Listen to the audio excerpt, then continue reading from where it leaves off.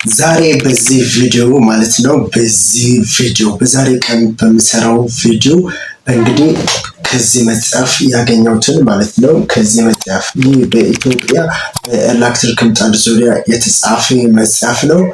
በእያንዳንዱ በኤሌክትሪክ ማቴሪያል ዙሪያ የተለያዩ እውቀቶች የተካተቱበት መጽሐፍ ነው። ጁስ ማሽን፣ የሽንኩርት ማሽን፣ የቡና ማሽን፣ ኦቭን እያንዳንዱ በየቤታችን ውስጥ የሚገኙ ማሽኖች የተካተቱበት መጽሐፍ ነው። በተለይ ደግሞ ይበልጥ በኤሌክትሪክ ምጣድና በስቶቭ ዙሪያ በደንብ ይዳስሳል ይህ መጽሐፍ። ከዚህ መጽሐፍ ያገኘሁት የተለያዩ እውቀቶች ከዚህ መጽሐፍ ያገኘሁትን ለእናንተ አጋራለሁ። ለምንድነው ለእናንተ የምነግረው? እንግዲህ በዚህ መጽሐፍ የተጻፈው የኤሌክትሪክ ፍጆታ እንዴት መቀነስ እንዳለባችሁ ነው።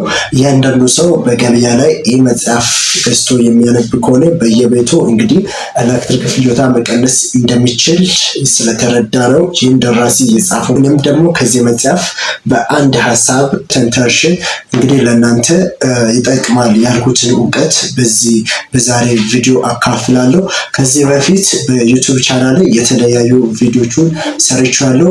በዋናነት በደንብ የታየልኝ እንግዲህ ኤሌክትሪክ ምጣድ አሰራር ነው። ኤሌክትሪክ ምጣድ አሰራር እንዴት ኤሌክትሪክ ምጣድ እንደሚሰራ የሰራሁት ቪዲዮ ወደ 3K 4K ቪው እየገባ ነው የሚገኘው። ቀጥሎ ደግሞ በብሬከር በቤታችን ውስጥ ብሬከር ለምን ይቀልጣል ብዬ የሰራሁትን ቪዲዮ በጣም እንግዲህ እይታ እያገኘ ነው ያለው። ቀጥሎ ደግሞ በኒኮላ ቴስላ ኤሌክትሪሻን ኒኮላ ቴስላ ምናባዊ ሰው የሰራውን እንግዲህ ስለ ኤሌክትሪክ አብራርቼ በነገርኩት ቪዲዮም እንደዚሁ ብዙ እይታ አግኝቷል። ብዙ ዋቻውርም ጨምሮልኛል። በዩቲዩብ ቻናል ላይ ብዙ ሳብስክራይብም አምጥቶ ቶልኛል። በተጨማሪ ደግሞ የኤሌክትሪክ ምጣድ ሸክላ እንዴት እንደሚቀየር ብዬ የሸክላ ቀያሪ ያሳየሁትን ቪዲዮ በጣም ብዙ ሳብስክራይብ ብዙ እይታ አግኝቷል። በተጨማሪ ደግሞ ሰሞኑ የሰራሁት ቪዲዮ በዚህ በዩቲዩብ ቻናል ሰሞኑ አንድ ቪዲዮ ለቅቄ ነበረ። እሱም ደግሞ አዲሱ ቆጣሪ ወይም ስቴስ ቆጣሪ ማለት ነው። ስቴስ ቆጣሪ አሁን ላይ ኢትዮጵያ ውስጥ እየተስፋፋ ይገኛል፣ ዲጂታሉ ማለት ነው። በሱ ቆጣሪ ዙሪያ አጠቃቀምና እንዴት መጠቀም እንዳለባችሁ የሰራሁት ቪዲዮ በጣም እይታ ያገኘ ይገኛል። እነዚህን እንግዲህ አሁን እኔ ያወራሁትን በደንብ ማየት መከታተል የምትፈልጉ ከሆነ በራስ የዩቲዩብ ቻናል ገብታችሁ ቪዲዮ አይታችሁ ስትጨርሱ መርጣችሁ የወደዳችሁን ማየትና መማር የተለየ እውቀት ማግኘት ትችላላችሁ። ከዛ በፊት ይህ ቪዲዮ ላይክ በማድረግ ጀምሩት። ዩቲዩብ ቻናልን ሰብስክራይብ ካላደረጋችሁ ሰብስክራይብ አድርጓት። ቀጥሎ ደግሞ ሌላ ጊዜ እንደዚህ አይነት ቪዲዮ አሪፍ ቪዲዮ ሰርቼ ቶሎ እንድደርስ የምትፈልጉ ከሆነ ደወል ምልክቷን መጫን አትርሱ። እንግዲህ ሰብስክራይብ አድርጋችሁ ቪዲዮ ጀምሩት።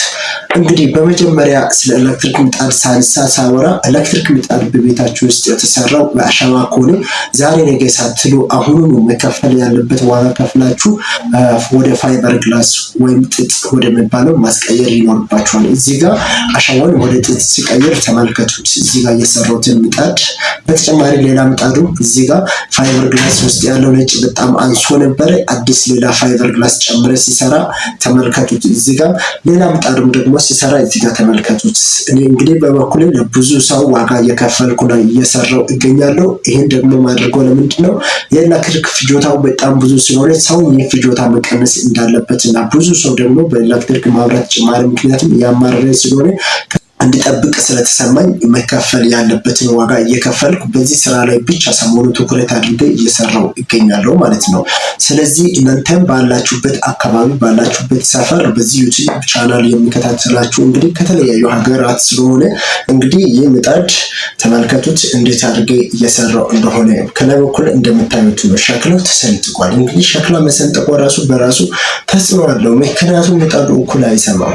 እናንተ ያው እኩል እንዲሰማ የምትመርጡት አማራጭ ምንድነው? ምጣዱን ረጅም ሰዓት ለኩሳችሁ መጠበቅ በጣም በደንብ እስኪግል ድረስ።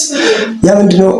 በረጅም ሰዓት ስትለኩሱ ይግላል። ከዛ በኋላ መጠቀም ትችላላችሁ። ግን በወር የሚመጣው ክፍያስ እሱን አስባችሁታል? አስቡት እስቲ። እሱን ስታስቡ እንግዲህ ይህን ዛሬ ነገ ሳትሉ ታስቀይራላችሁ። ምክንያቱም ጥቅሙ ለእናንተ ነው።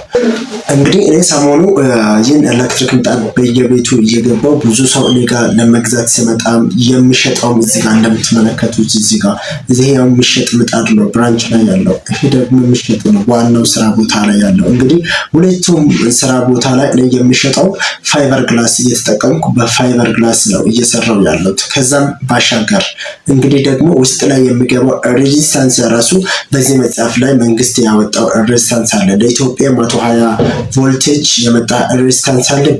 በሱ ሬዚስታንስ ነው እየተጠቀምኩ ያለሁት። ምክንያቱም ምንድነው ይህ ሁሉ እንግዲህ ማድረገው ጥረት ሰው ኤሌክትሪክ ፍጆታ መቀነስ አለበት ብዬ ስላሰብኩት፣ ግን ደግሞ እኔ በበኩሌ ይህን ሁሉ ባዘጋጅ ይህ ሁሉ ጥሩ አድርጌ ለገበያ ባቀርብ መሸጥ ብሸጥ እንግዲህ ያ ሰው ደግሞ አጠቃቀሙ በቤቱ ማስተካከል የማይችል ከሆነ የኔ መስራት ብቻ ጥቅም የለውም። የኔ ከ120% ሊቀንስ ይችላል፣ ግን ከ130% ለ25% በቤት ውስጥ እናንተ የምትጠቀሙበት አጠቃቀም ነው የሚወስነው። እንግዲህ በቤታችሁ ውስጥ ስትጠቀሙ በጥንቃቄ በአገባብ መጠቀም ይኖርባችኋል። እንግዲህ ምጣድ ለኩሳችሁ ምሳ እየሰራችሁ ከዛ የሆነ ነገር ሰርታችሁ መታችሁ የምትጋግሩ ከሆነ በዛ ሁሉ ሰዓት ውስጥ ምጣዱ ተለኩሶ የሚቆይ ከሆነ እንግዲህ በእያንዳንዷ ማይክሮ ሰከንድ ቆጣሪ እየቆጠረ ነው ያለው። ያን ኤፊሽንሲ እንግዲህ እንድትቀንሱ ነው መንግስት አሁን ኤስቴስ ቆጣሪ ወይም ዲጂታል ቆጣሪ ያመጣው። ለምንድን ነው ያን ያመጣው? ዲጂታል ቆጣሪ ያመጣው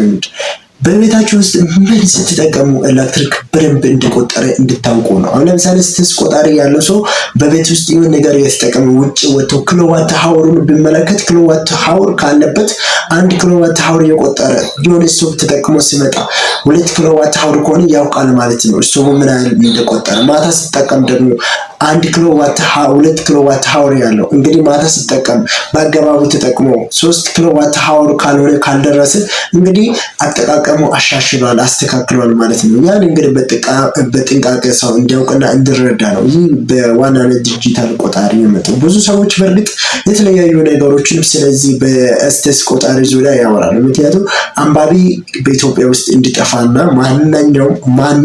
ማንም የቆጣሪ አንባቢ እያንዳንዱ ቤት እየመጣ እያንኳኳ ቆጣሪ እንዳነብ ብሎ ነው መንግስት ያመጣው የሚል ወሬ በየቦታው በየሰፈሩ በየሀገሩ ሲወራ እኔ በሚዲያም በሰውም ሰማለሁ። እንግዲህ እንደዛ አይደለም በዋናነት ኤስቴስ ቆጣሪ የታሰበው። እንግዲህ ይህ ለእናንተ የማብራት ብክነት እንድትቀንሱ ነው የመጣው በዋናነት። እንግዲህ አጠቃቀማችሁ አደራ አሁንም ደጋግሜ እነግራችኋለሁ አስተካክሉት።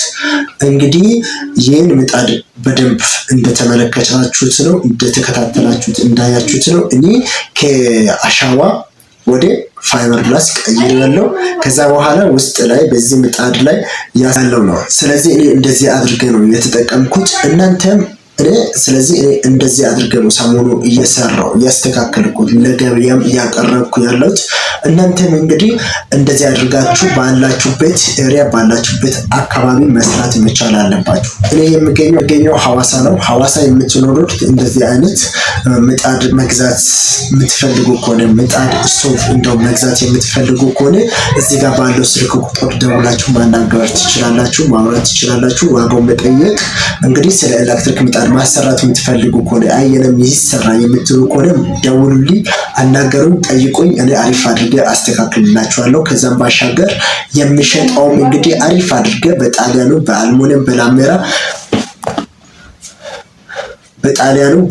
በላሜራ በሁሉም አሪፍ አድርጌ እየሰራሁትን አቀርብላችኋለሁ፣ እሰጣለሁ። እንግዲህ ከሙሉ ዋስትና ጋር ማለት ነው ከ1 ዓመት ዋስትና ጋር ለእናንተ ለገበያ ለመሸጥ አዘጋጅቻለሁ።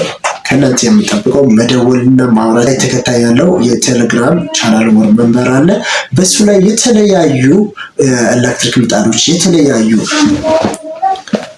የተለያዩ ኤሌክትሪክ ምጣድ ስቶቭ አለ። እዛ ላይ ገብታችሁ የምትፈልጉትን እቃ ማየት መምረጥ ማርጣችሁ መደወል ያላችሁበት ቦታ አምጣ ማለት ትችላላችሁ። እኔ እናንተ ያላችሁበት ቦታ ድረስ ይዤላችሁ እመጣለሁ፣ አቀርባለሁ። ጥሩ ማቴሪያል እሸጣለሁ፣ ጥሩ እቃ እሰጣችኋለሁ። አሪፍ አድርጌ በቤቱ ውስጥ መስመሩም ካልተስተካከለ ካልተዘረጋ መስመሩም ጭምር ዘርግቼ ለስቶቭ ለምጣድ ምን ያህል ገመድ እንደሚሆን ያ የሚሆነው ገመድ ነግሬያችሁ አሳይቻችሁ እንግዲህ እሸጣለሁ፣ እሰራለሁ። እስካሁን ድረስ ጊዜ ስታችሁ ከኔ ጋር ስለሆናችሁ እጅግ አድርጌ አመሰግናለሁ። በቀጣይ ቪዲዮ እንገናኝ። ከዚህ መጽሐፍ ዛሬ ያወራሁት ስለ ኤሌክትሪክ ምጣድ ብቻ ነው። ከዚህ መጽሐፍ በደንብ ተንትኜ የነገርኩት ስለ ኤሌክትሪክ ምጣድ ብቻ ነው። በቀጣይ እንግዲህ ከዚህ ምጣድ በደንብ አድርጌ አብራርቼ የምነግራችሁ ስለ ስቶቭ ይሆናል። በቤታችን ውስጥ የምንጠቀመው ስለ ስቶቭ ይሆናል እያልኩ ቀጣይ ስለ ማሽን ይሆናል እያልኩ ቀጣይ ስለ ፍሪጅ ይሆናል። ስለ የተለያዩ እቃዎች ከዚህ መጽሐፍ እንግዲህ ለእናንተ አቀርባለሁ። ቻው ቻው። እስከዛ ድረስ ዜና ቆይልኝ።